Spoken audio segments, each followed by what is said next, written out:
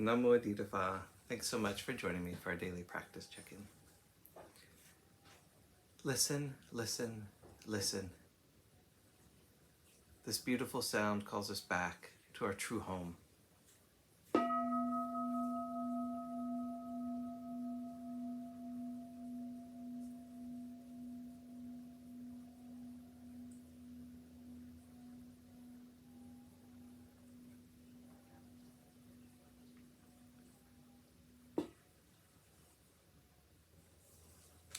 The first mindfulness training.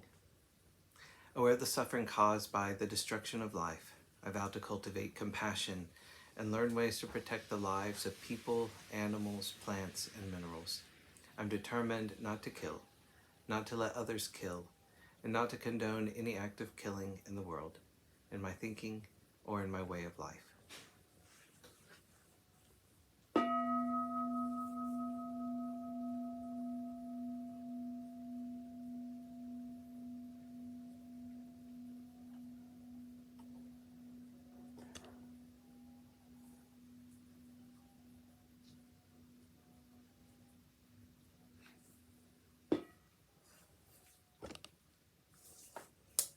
For our Dharma lessons, we're now reading a book called Taming the Monkey Mind, A Guide to Pure Land Practice by Buddhist scholar Cheng Wei-an and Dharma master Suddhisukha. We're reading today beginning a section called Pure Land and in a Nutshell. Of the various forms of Buddhism that developed after the demise of the historical Buddha in 480 BC, Mahayana, the Great Vehicle, became the dominant tradition in East and parts of Southeast Asia. This broad area encompasses China, Korea, Vietnam, and Japan, among other countries. In time, a number of schools arose within Mahayana Buddhism in accordance with the capacities and circumstances of the people, the main ones being the Zen, Pure Land, and esoteric schools. Among these schools, Pure Land has the greatest number of adherents, although its teachings and methodology are not widely known in the West. From the Encyclopedia of Religions, given its popular appeal, Pure Land quickly became the object of the most dominant form of Buddhist devotion in East Asia. What is Pure Land?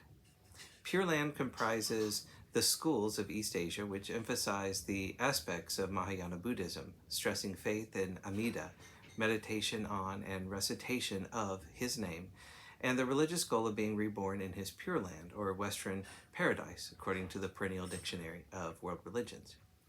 The most common Pure Land practice is the recitation of Amitabha Buddha's name, Buddha recitation, or Buddha remembrance. This should be done with the utmost faith and a sincere vow to achieve rebirth in the Pure Land. Along with this popular form of Pure Land, there is a higher aspect in which Amitabha, the Buddha of infinite light and life, is equated with our Buddha nature, infinitely bright and everlasting, self-nature Amitabha, mind-only Pure Land. Thus, to recite the Buddha's name is to recite the Buddha of our own mind, to return to our own pure mind.